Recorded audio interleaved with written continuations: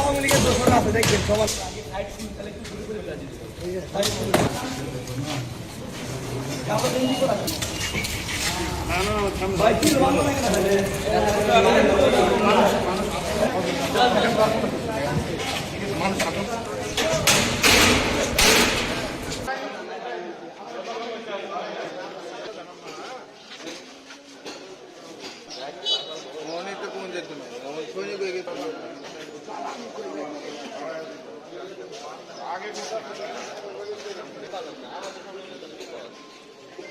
নির্বাচনের পরে শহরের বিভিন্ন জায়গায় সেই ফ্যাসিস্টের লোকজন আবার তাদের কার্যক্রমগুলো চালু করার জন্য আবার কার্যক্রম শুরু করেছে।